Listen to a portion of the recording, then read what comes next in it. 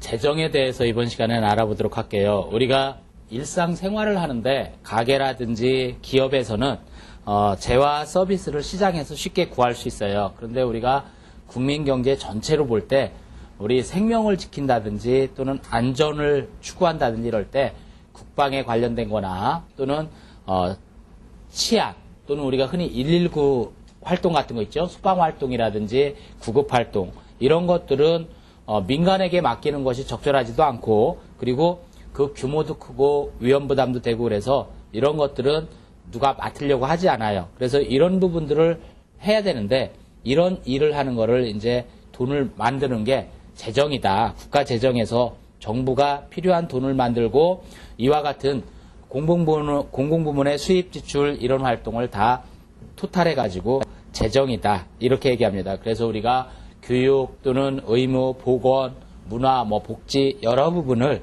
아울러 가지고 다루게 되는데 이 재정 활동은 우리 민간의 기업이나 가계 활동과는 몇 가지 측면에서 달라요. 그래서 이 재정이라고 하는 게 민간과 다른 몇 가지 측면을 한번 살펴보도록 할게요. 우선 가계 활동이나 기업 활동은 이윤 극대화예요. 기업 활동을 하는 이유도 돈을 많이 벌려고 하는 거죠. 근데 재정 활동은 국가가 이윤을 추구하는 것이 아니라 모든 국민의 안녕과 복지 증진,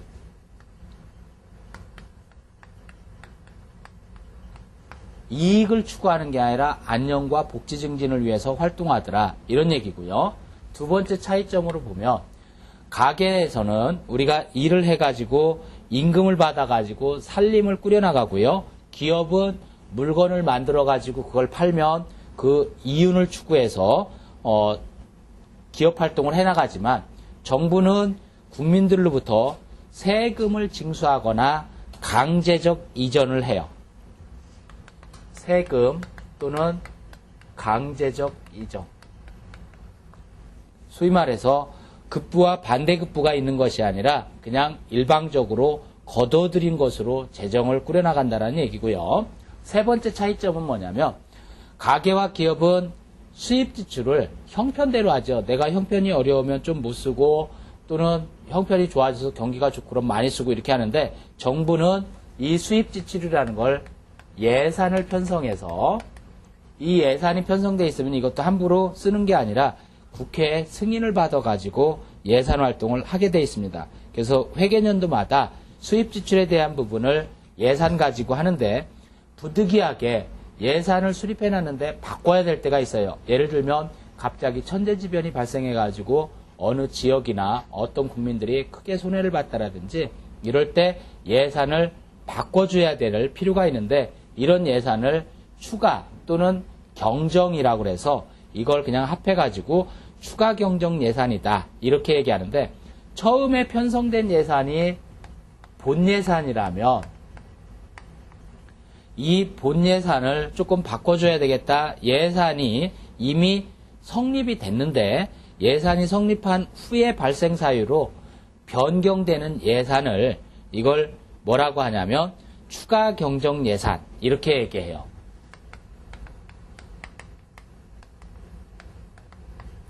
그러니까 이미 예산 수립이 끝났고 그리고 예산이 다 통과가 됐는데 이 성립이 된 후에 변경할 때 그걸 추가 경정 예산이라고 하고요. 정부가 예산안을 다 짜가지고 국회에다 올렸어요. 근데 그 국회에다 올렸는데 아직 국회에서 승인이 통과가 안 됐다. 그 예산을 뭐라고 하냐면 수정 예산이라고 그래요. 그러니까 본 예산과 수정 예산, 추가 경정 예산, 예산은 이렇게 분류할 수가 있어요. 자, 그러면 재정이라고 하는 거는 대부분이 주류를 이루게 있는 게 뭐냐면 국민들이 낸 세금이죠. 그래서 이 세금으로 어떻게 이루어지는지 이 씀씀이에 대한 부분은 다 감사를 해야 돼요. 그래서 감사원 감사를 받고 그 결과에 대해서는 결산을 국회에다 보고해야 되는 등 이 예산은 엄격한 통제와 감독을 받도록 하고 있습니다. 자, 그러면 이 재정활동이 가계와 기업과 정부 사이에, 즉 가계와 기업과 정부를 국민경제 3주체라고 하잖아요. 그러면 이 가계 부문하고요. 여기는 기업 부문이 있어요. 그러면 이 가계 부문과 기업 부문을 어떻게 연결해주고 있고, 그리고 여기에 정부가 어떤 구실을 하고 있는지 이 가계, 기업, 정부의 메커니즘을, 그 관계를 한번 보도록 할게요. 일단 가계는 소비경제의 주체 이렇게 얘기하고요. 기업은 투자를 하는 생산경제의 주체 이렇게 얘기합니다. 그러면 가계하고 정부 사이에는 일단 어떻게 되냐면 가계는 정부에다가 조세, 즉 세금을 냅니다. 그러면 정부가 가계 해주는 건 뭐냐? 가계 활동을 하는 사람들도 내가 공무원 활동을 한다든지 그러면 급여를 받아요. 어디에서? 정부에서 받습니다. 공무원 급여를 받거나 또는 정부로부터 이 가계에서도 영세민들, 우리가 흔히 기초생활보호 대상자 이렇게 얘기하는데 생활이 궁핍한 사람들은 여기서 정부로부터 생활비를 받아가지고 살기도 합니다. 그걸 뭐라고 하냐면 이전 지출이라고 그래요. 그러니까 가계는 이전 지출이나 공무원 급여를 받고 정부에다가 세금을 내고요. 가계와 기업과의 관계를 보면 가계는 기업의 물품을 샀으면서 소비 지출을 해요. 근데 가계에서 기업에 내가 취업을 해가지고 임금을 받습니다. 그래서 기업으로부터 임금을 받거나 또는 이 기업에다가 채권으로 투자해주고 있으면 이자를 받고요. 이 기업에 내가 주식으로 투자해주고 있으면 배당을 받고요. 내가 저 기업에 건물을 임대해주고 있거나 또는 땅을 빌려줬거나 그러면 지대를 받습니다. 그래서 임금이나 이자, 배당금, 지대 이런 것들이 가계의 소득원이 되겠죠. 기업으로부터 이걸 받고요. 생산경제의 주체인 기업은 자기네가 기업 활동을 통해서 벌어들인 거에 대해서 정부에다가 세금을 내요. 조세를 내지만 정부는 또 기업을 이용합니다. 즉 기업으로부터 정부도 재화도 구입해야 되고 서비스도 구입해야 돼요. 재화 서비스를 구입할 뿐만 아니라 이 기업들도 어떤 기업은 또 잘 나가는 기업이 있지만 또 지원을 해줘야 되는 그런 기업에게는 이전 지출을 해줍니다. 이렇게 가계와 기업과 정부 사이에 이런 관계가 있구나. 그러면 이 정부가 가계와 기업을 연결시키는 이런 재정활동은 주로 어떤 내용을 하느냐? 정부가 하고 있는 내용들을 살펴보도록 하죠. 첫 번째는 공공 서비스를 제공합니다.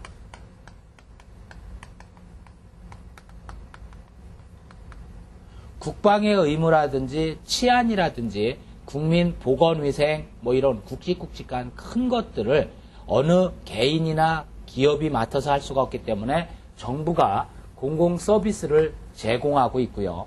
두 번째는 이 재정활동을 통해서 자원 배분의 효율성을 높이고 있어요. 자원 배분의 효율성이 높아지고 있고요. 그리고 소득 분배가 형평을 갖게 소득 분배의 형평성 이걸 높여주더라. 이 재정활동을 통해서. 그리고 네 번째는 경제의 안정성장을 도모합니다. 경제의 안정성장 도모. 이렇게 재정활동이라고 하는 것이 이루어지고 있는데, 자, 그러면 이 재정이라고 하는 것이 어떤 기능을 하느냐, 이 기능을 하나씩 살펴보도록 하죠. 일단, 경제 안정화 기능이 있다라고 그랬는데, 재정의 기능. 첫 번째는 경제 안정화 기능. 자, 경제 안정화 기능은 어떻게 하느냐? 이렇게 보시면 돼요. 고용도 안정시키고, 물가도 안정시키고, 고용과 물가 안정, 인플레이션을 정책을 쓴다든지, 또는 실업자 정책을 쓴다든지, 그리고 적정 국제수지, 국제수지 흑자와 적자가 넘나들 때 적정 국제수지를 유지해 준다든지, 또는 장기적으로 성장을 촉진하기 위해서 조건을 만들어준다든지 이런 기능들이 결국 정부가 맡고 있는 시장 기능에 그냥 맡겨두면 보이지 않는 손이라고 하는 가격기구가 시장에서 자동 조절을 하지만 이런 것들로 부족하기 때문에 통화정책이나 또는 환율정책, 그리고 소득정책, 이런 재정정책을 다 포함해서 여러 가지 정책으로 경제 안정화 기능을 재정에서 담당하더라. 두 번째는요, 자원 배분 기능이 있어요.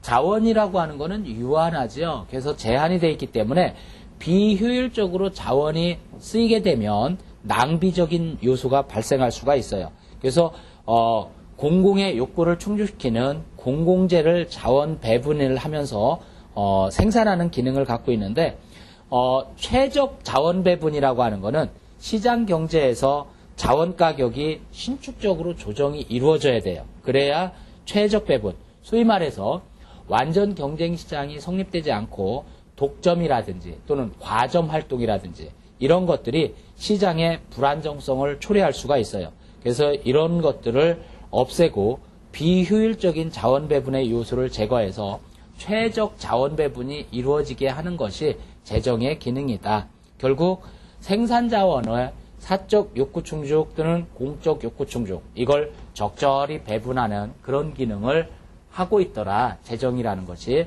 세 번째는 소득 분배 기능.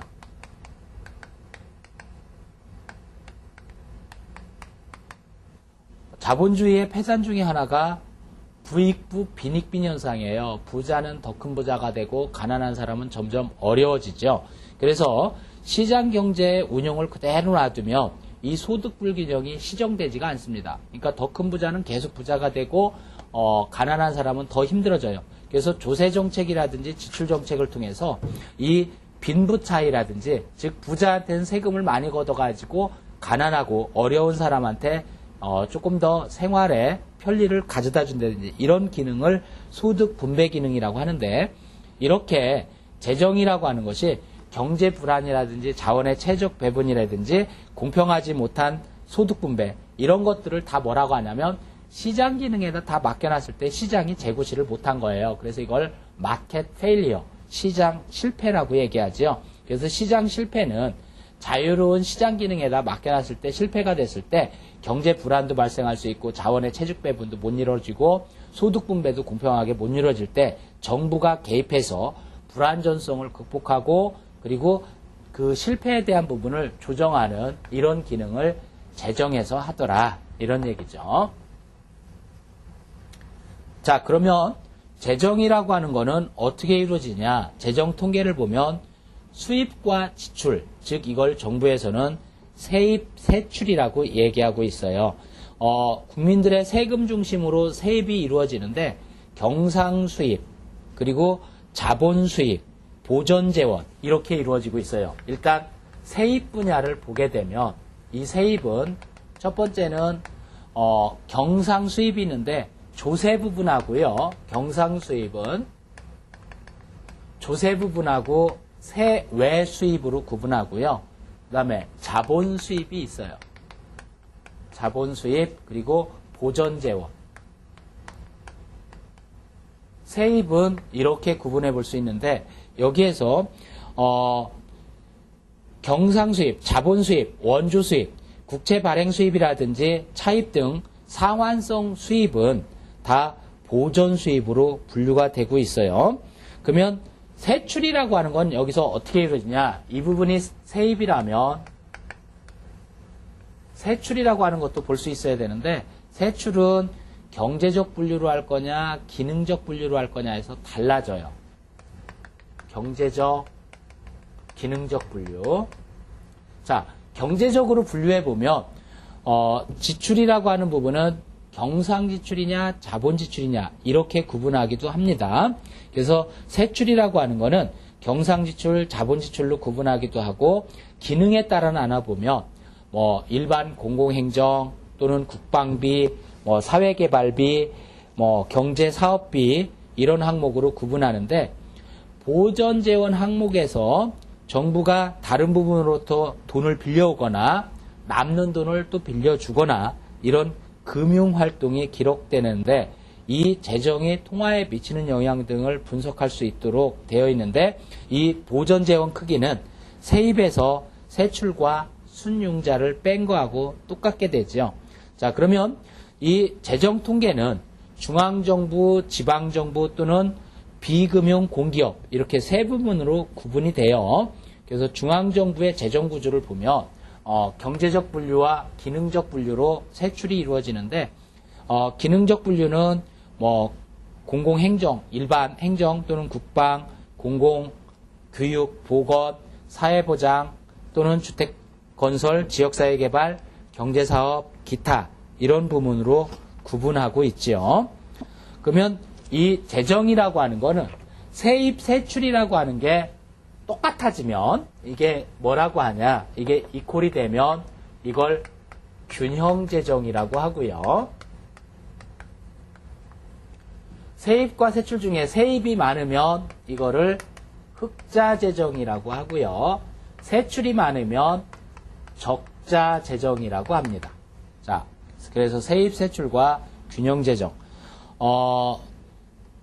정부가 재정을 위해서 만들어낸 모든 수입을 세입이라고 해서 경상수입, 자본수입, 원주수입으로 구분된다고 했는데 이 경상수입의 주류를 이루는 것은 세금을 걷어들인 조세수입 그리고 세외수입 이렇게 볼 수 있겠죠. 근데 세금도요, 걷어들이는 세금이 있는데 세외수입으로는 어떤 게 있냐면 수수료 또는 어디 입장료, 벌과금 이런 것들을 다 세외수입이라고 표현을 하고 있어요. 그러면 조세수입의 가장 근간을 이루고 있는 조세를 한번 구분해 보면은요, 이 세입의 주류를 이루고 있는 조세를 보도록 할게요. 누가 과세하느냐에 따라서 크게 국세냐 지방세냐 이렇게 분류하죠. 정부가 세금을 부과하는 것을 국세라고 하고 지자체가 세금을 부과하면 지방세다 이렇게 얘기하는데 이 국세 내에서도 조세의 전가성, 즉 납세자와 담세자가 똑같으냐, 일치하느냐, 일치하지 않느냐에 따라서 직접세와 간접세로 구분합니다.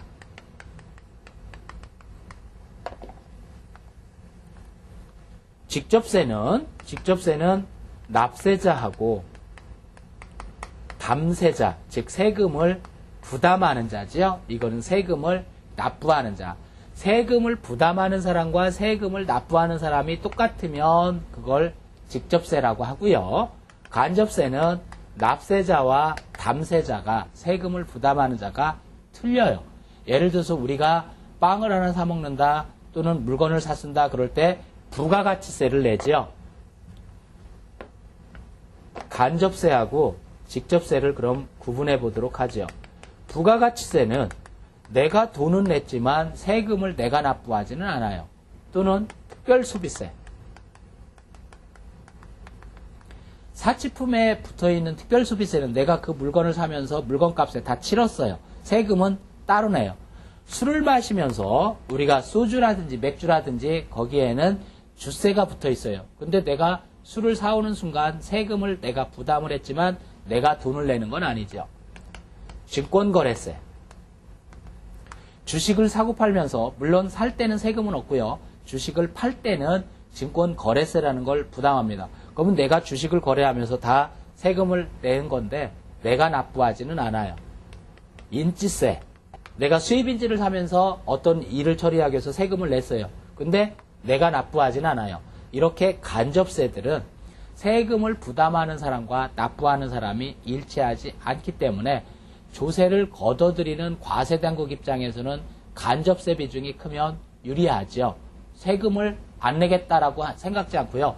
내가 술을 먹어가면서 세금을 내고 있다는 생각을 안 해요. 그래서 간접세의 특징은 세금을 부담하는 자들이 자기가 세금 내는 거에 대해서 잘 못 느끼기 때문에 조세 저항이 없어서 과세당국은 편하지만 문제는 간접세를 많이 걷으면 무슨 문제가 생기냐면 조세 형평에 어긋나요. 세금은 돈 많이 버는 사람한테 많이 걷고 돈을 못 버는 사람한테는 소득이 낮은 사람은 면세를 해주고 그래야 되는데 이 간접세는 그지가 아이스크림을 사 먹어도 세금을 내야 돼요. 그러니까 이렇게 조세 형평에 어긋나기 때문에 직접세와 간접세를 잘 조절해야 되는데 직접세는 세금을 자기가 내는 사람이 세금도 부담도 하고 세금도 납부하는 대표적인 게 소득세죠. 내가 돈 버는 것만큼 소득신고하고 세금도 내가 납부해. 개인이 소득신고를 하면 소득세고 법인이 소득신고를 하면 그걸 법인세라고 그래요. 또는 상속세나 증여세. 살아있으면서 무상으로 재산을 이전받으면 증여라고 하고 사망으로 무상으로 재산을 이전받으면 상속이라고 하지요. 이 상속이나 증여세 같은 경우는 내가 부담도 하고 돈도 낸다. 이래가지고 직접세라고 얘기합니다. 이렇게 세금은 직접세, 간접세 이렇게 구분할 수도 있고요. 또는 목적세와 보통세로 구분할 수도 있어요. 지금 이렇게 표현한 세금들은 다 걷어들여 가지고 전체 재정에 포함을 시킵니다. 이거를 보통세라고 그래요. 근데 목적세는 뭐냐? 세금을 걷어들인 목적에 맞게 그 돈이 쓰여야 돼요. 이를테면 교육세.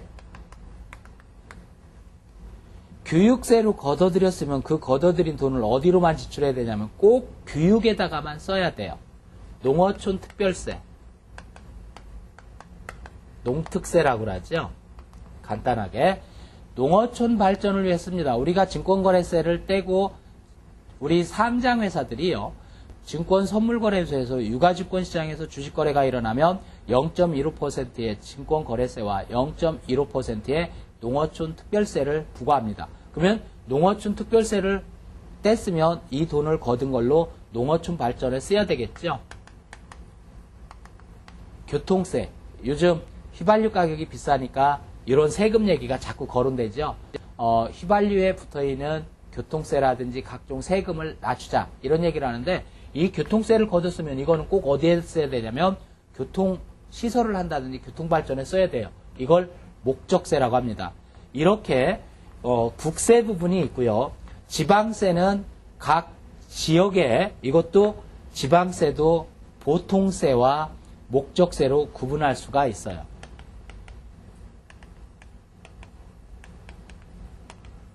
보통세는 어떤 게 있고 목적세는 어떤 게 있냐. 당연히 목적세는 도세나 시세가 있는데 공동시설세 또는 지역개발세, 지방의 교육세, 도시계획세, 사업소세 이런 것들이 목적세로 분류되고요. 보통세의 경우에는 지방자치단체가 부과하는 것은 취득세, 등록세 또는 면허세 이런 것들이 지방세로 분류가 됩니다. 자, 그러면 국세든 지방세든 이렇게 해서 세입이 생겼어요. 그러면 이렇게 해서 조세 수입이 있었으면 이걸 지출하는 게 세출, 즉 정부가 역할을 수행하기 위해서 지출하는 모든 지출을 세출이라고 그래요. 그래서 이 세출은 경제적 분류와 기능적 분류로 구분한다라고 그랬죠. 경제적 분류를 했을 때는 경상지출, 자본지출 또는 순융자 이렇게 구분하고 기능적 분류를 했을 때는 공공행정비로 들어가냐, 국방비로 들어가냐, 공공질서 안전비냐, 교육비, 보건비 또는 사회보장, 복지비, 주택건설, 경제사업, 기타 이런 식으로 구분하는 것이 기능적 분류라고 그랬죠. 자, 이렇게 해가지고 세입세출을 딱 맞추면 그게 균형재정이라고 그랬어요. 필요한 만큼을 정부가 국민들로부터 거두었으면 세입과 세출이 일치가 되겠지만 그렇지 않을 때가 흑자재정이나 적자재정이 많아요. 그러면 만약에 적자재정을 써서 세출이 많았더라면 적자재정이라고 그랬어요. 세출이 많아가지고 적자재정을 썼다라면 정부가 돈이 모자라겠죠. 이 모자라는 돈을 중앙은행인 한국은행이나 시중은행 또는 다른 나라에서 돈을 빌려오거나 또는 국가가 채권을 발행하는 걸 국채라고 그래요. 국채를 발행해가지고 재정 적자를 메워야 되는데 이 재정 통계에서 보전 재원 항목이라고 하는 것은 정부가 이때 적자 재정이 났을 때 모자라는 돈을 어디서 마련해서 충당했냐 또는 남는 돈이 있었으면 흑자 재정이 됐으면 어떻게 운영했냐 이런 것들을 나타내서 이런 부분을 보여주는 것이 보전 재원 항목이 되고요. 만약에 재정 적자가 발생했다. 그래서 정부가 적자를 메우기 위해서 한국은행에서 돈을 꺼왔다. 그럼 한국은행은 돈을 꺼주기 위해서 그만큼 돈을 더 많이 발행해야 되죠. 그러면 돈을 더 많이 발행하면 시중에 돈이 많이 풀려나와서 물가가 올라가는 인플레이션에 영향을 줄 수가 있어요. 그래서 적자 재정이냐 흑자 재정이냐, 그래서 국채를 많이 발행해 가지고요 적자 재정이 되면 이걸 뭐라고 하냐, 크라우딩 아웃 이펙트라고 그래요. 우리말로 뭐 이거는 우리말도 아니에요. 일본식 표현인데 어렵죠. 구축 효과. 크라우딩 아웃 이펙트, 구축 효과가 발생한다. 뭐냐? 정부가 적자 재정이기 때문에 세출이 많아지기 때문에 돈을 마련하기 위해서 채권을 발행한다. 그럼 채권 시장에 채권이 공급 물량이 늘어나죠. 그러면 채권 값이 떨어질 거예요. 채권 값이 떨어진다는 얘기는 수익률은 올라가는 거죠. 그러면 금리가 올라간다는 말이고, 정부가 국채 발행을 통해서 금리가 올라가면 민간 기업은 투자 심리가 구축된다, 위축된다, 투자를 못한다라는 얘기예요. 금리가 비싸져서 이거를 구축 효과라고 그래요. 또는 적자 재정이 났을 때 정부가 돈을 메우기 위해서 외국에서 돈을 꺼와. 그러면 외채 부담이 늘어나게 되고 나중에는 원금도 갚아야 되고 이자도 갚아야 되고 그래서 재정이 쪼들리게 되죠. 근데 거꾸로 흑자 재정이 됐다. 그러면 필요 이상의 많은 돈들이 정부로 돈이 들어와 가지고 통화를 수축시키는 효과가 발생합니다. 그러면 가계와 기업은 시중에 돈이 잘 안 들어오니까 굉장히 곤란한 지경에 이를 수도 있어요. 그래서 정부가 재정 적자냐 재정 흑자냐 이런 것들을 잘 조절해 가지고 경기 조절 기능을 하는데, 즉 적자 재정은 언제 하냐면 경기가 침체됐을 때, 경기가 침체됐을 때는 적자 재정을 쓰고, 흑자 재정은 경기가 호황일 때, 경기가 호황으로 경기가 좋을 때는, 긴축을 할 때는 흑자 재정을 많은 돈을 걷어가지고 경기 억제 기능을 할 수가 있어요. 뿐만 아니라 이 재정 활동을 하게 되면 자동 안정화 장치, 이 자동 안정화 장치라고 하는 게 있는데, 정부가 재량적으로 재정정책 수단을 변경하지 않더라도 재정제도 자체가 경기의 상승, 즉 과열됐으면 그 과열을 방지해주고 경기가 하강되면 침체를 다시 살려서 예방해주고, 이런 기능을 경제 자동 안정화 장치라고 그래요.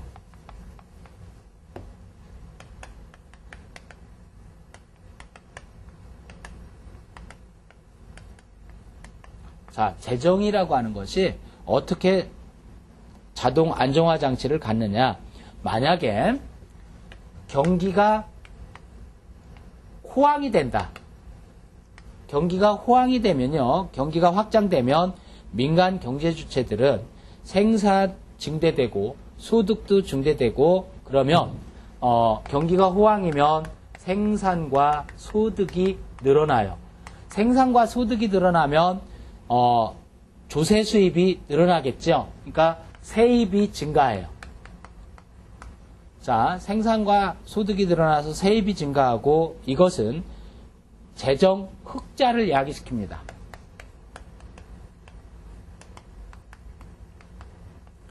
재정 흑자가 되면, 이 재정 흑자가 되면 다시 총수요가 줄어들어요.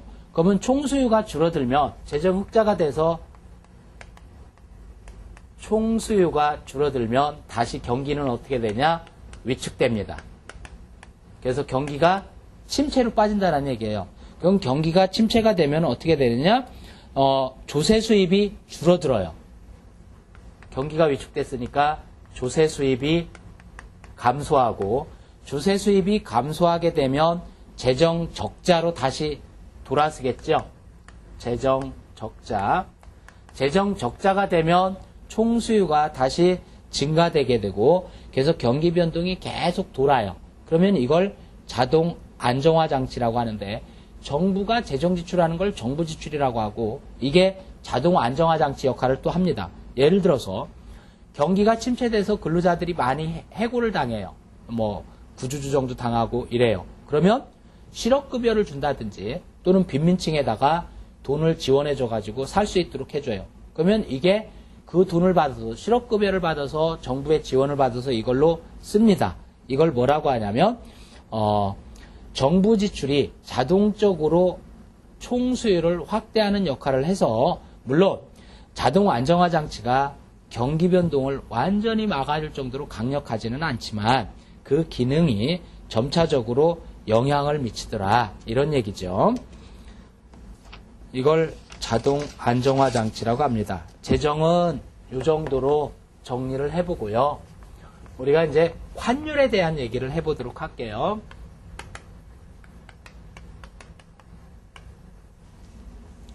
자, 환율이라고 하는 게 뭐냐? 환율은 왜 오르고 내리냐? 환율 변동 요인이라든지 환율이 적용되는 여러 가지 제도들이 있는데 그 제도들은 변천이 어떻게 되어 있냐?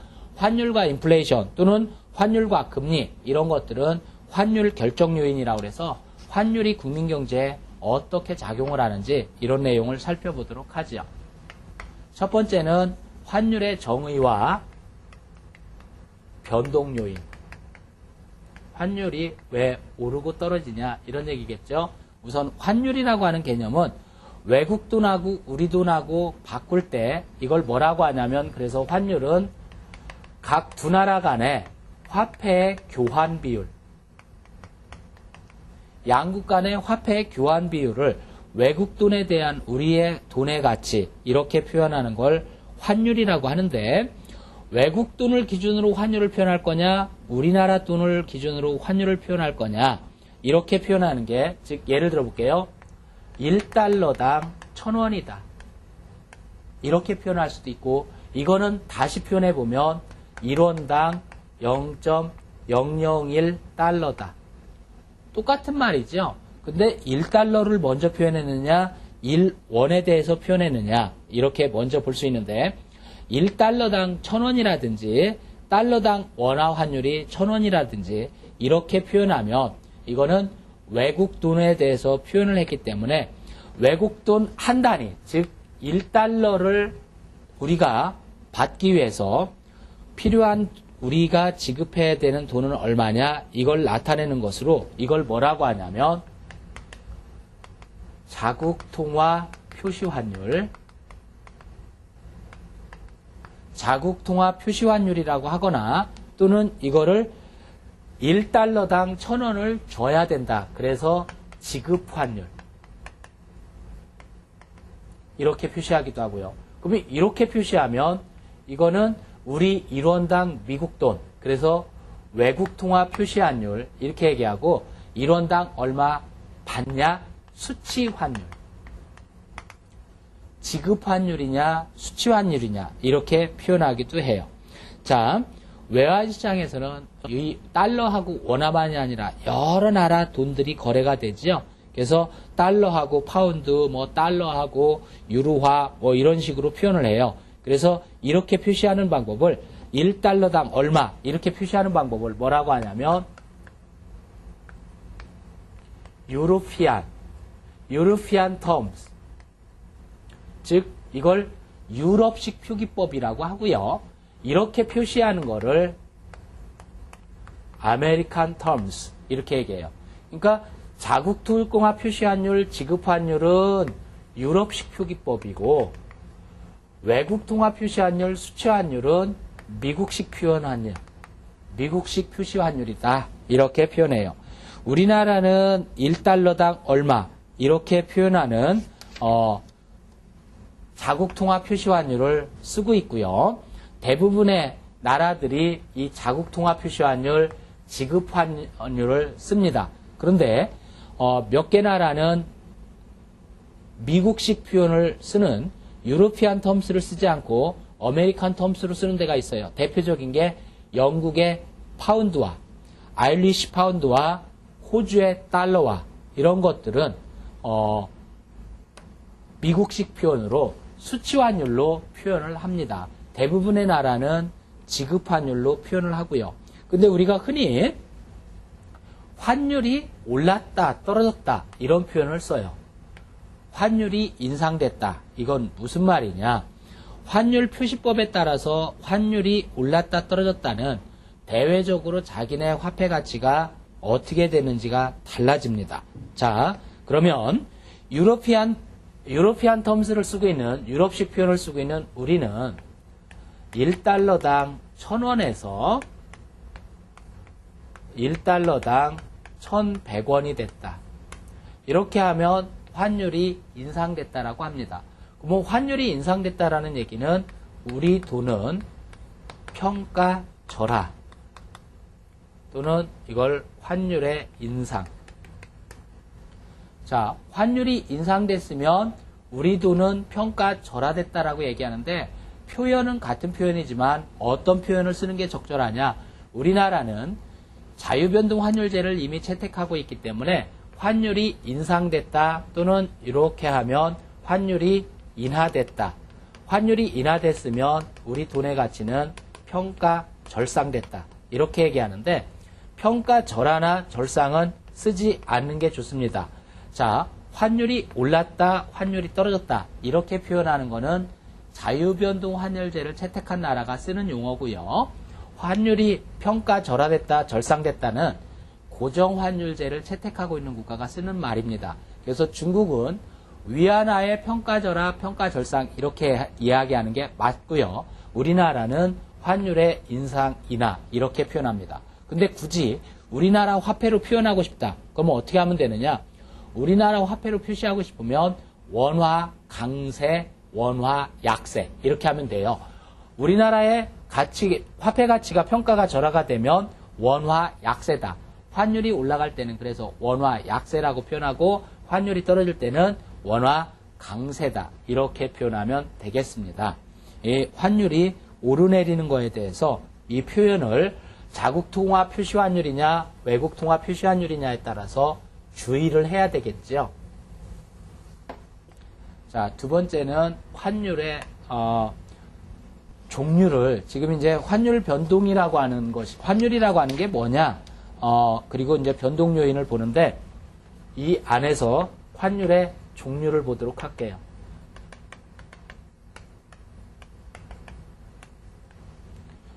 환율도 여러 가지가 있어요. 예를 들어서 해외여행 또는 상품 수출입 이런 형태를 결제하기 위해서 외국 돈이 필요하기도 하고요. 또는 주로 은행을 통해서 외국 돈을 사고 팔기도 하고 그러는데 적용되는 환율이 어떻게 되느냐 요거에 따라서 환율의 종류를 쭉 표현해 보도록 하죠. 일단 현찰 매도율 현찰 매도율이라는 게 있고요. 여기는 현찰 매입률이라는 게 있어요. 매도율과 매입률이라고 하는 건 누구를 중심으로 하냐면 외국한 은행을 중심으로 해요. 그래서 외국한 은행이 자기네가 내가 외국을 나가기 위해서 달러가 필요하다. 그래서 은행 가서 저 달러를 뭐 1,000불만 줘보세요. 그러면 1,000불을 내가 사야 되지요. 그래서 나는 사는 입장이지만 외국한 은행 입장에서 볼 때는 현찰을 갖고 와서 달러를 사가는구나. 그래서 자기네가 팔겠다예요. 그래서 현찰 매도율이 이를테면 1달러당 950원이다. 내가 1달러를 갖기 위해서는 950원을 줘야 된다는 얘기죠. 그래서 1,000불을 바꿨다. 그랬더니 옆에서 친구가 야 요새 누가 외국 나가는데 달러를 그렇게 많이 바꿔가냐. 외국 나가도 다 카드 쓰잖아. 아 그럼 500불을 바꿔주세요. 다시 원화로 바꿔주세요. 그러면 95만원어치 1,000불을 바꿨는데 내가 500불을 원화로 바꿔달라고 하면 이거의 2분의 1을 원화로 안 줍니다. 그때는 현찰 매입률로 적용이 돼요. 1달러에 910원이다. 그러면 순식간에 달러당 40원씩을 날리죠. 이걸 외국한 은행에서는 환거래하는 은행에서는 수수료로 받는 거고 환을 거래하는 고객 입장에서는 이게 거래 비용으로 작용이 되는 거죠. 근데 현찰 매도율과 매입률은 이렇게 거리가 멀고요. 중간에 뭐가 있냐면 매매 기준 환율이 있어요. 매매 기준 환율은 지금 1달러당 925원이다. 이렇게 해놓고요. 현찰 매도율보다 조금 낮은 게 있어요. 그걸 뭐라고 하냐면 트래블러스 책, 여행자 수표라고 하죠. 여행자 수표 매도율은 1달러에 945원이다. 이렇게 해놓고요. 여행자 수표보다 더 싼 게 있어요. 이게 뭐냐?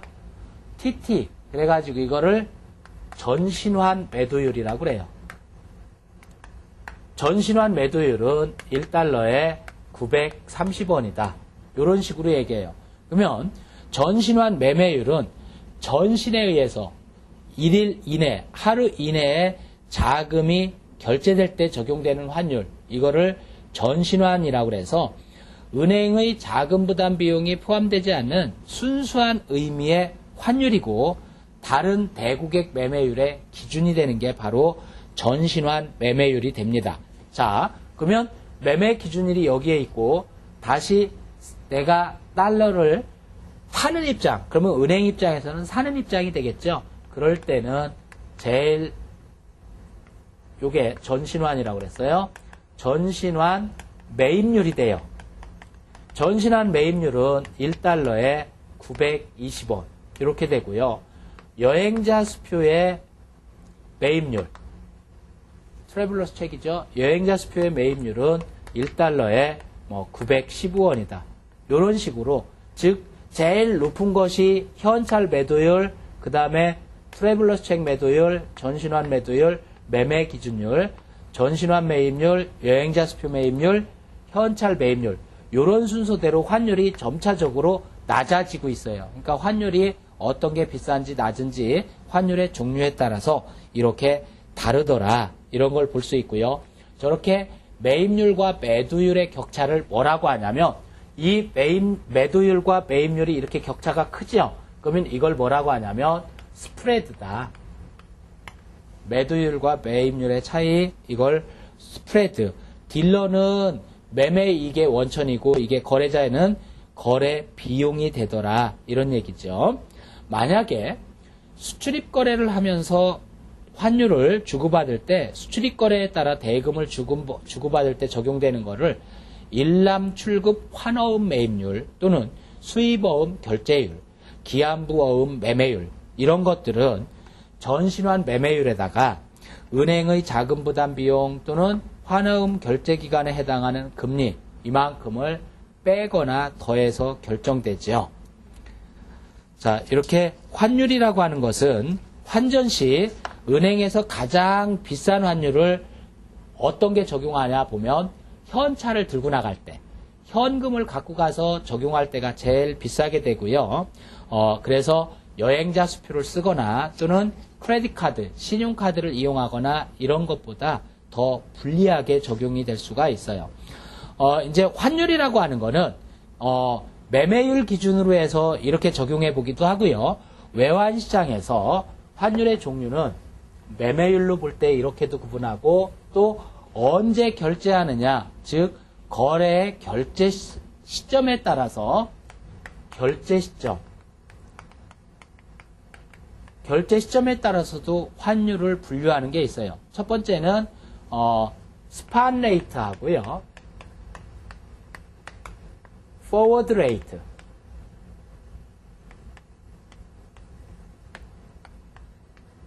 자, 스팟 레이트는 현물 환율이라고 하고요. 포워드 레이트는 선물 환율이라고 그래요. 그러면 현물 환율과 선물 환율은 어떻게 차이가 나느냐? 이 결제일 이내면은 현물 환율이라고 하고요. 그래서 이 결제일도 어떻게 되냐면 당일 결제 거래, 당일 결제하는 거래를 뭐라고 하냐면 value today, 오늘이니까. 그러면 이길 결제 거래, 다음날 결제하는 거는 value tomorrow, 이렇게 얘기하고요. T 플러스 2일날 결제, 이렇게 되면 value spot, 이렇게 얘기합니다. 그러니까 value today나 value tomorrow, value spot까지는 다 spot rate, 즉 현물 환율이라고 하고, 이 결제일 이상 2일 넘게 걸리는 거는 forward rate, 그래서 이거를 선물 환율이라고 한다. 환율은 결제 시점에 따라서 현물 환율과 선물 환율로도 구분한다라는 얘기죠. 우리나라 현물환 거래는 당일 결제, value today만 거래되다가 value tomorrow와 밸류 스팟까지 이제 다 포함을 시키게 됐습니다. 그리고 선물 환율이라고 하는 거는 선물의 그때그때 수급 상황이나 거래 비용, 정치적 위험 이런 것들에 따라서 달라지는데 대외 가치를 측정할 때 평가 기준이나 이용 목적에 따라서도 또 환율 개념이 여러 가지가 있어요. 명목 환율, 실질 환율, 시류 환율, 구매력 평가 환율 이런 환율 개념이 이용되기도 하죠. 자, 명목 환율이라고 하는 거는 외환 시장에서 매일 고시되는 다른 나라 통화와의 교환 비율을 말하는 거고요. 근데 이거는 각 나라의 물가 변동이 안 들어 있어요. 그래서 물가 변동을 조절하면 그걸 실질 환율 이렇게 얘기하죠. 그래서 명목 환율, 실질 환율로도 구분하고요. 시류 환율이라고 하는 거는 두 나라 간 통화를 확대해 가지고 자국 통화하고 교역 상대국 모든 교역 상대국들의 통화와의 종합적인 관계를 나타내 주면 이거는 시류 환율이다 이렇게 평가하기도 하고, 구매력 평가 환율은 뒤에 환율 결정 이론에서 다시 설명을 드릴 거고요. 환율이라고 하는 게 그러면 어떻게 적용되는지 국민소득의 국제 비교라든지 이런 데다가 구매력 평가 환율은 적용이 됩니다. 잠시 쉬었다 할게요.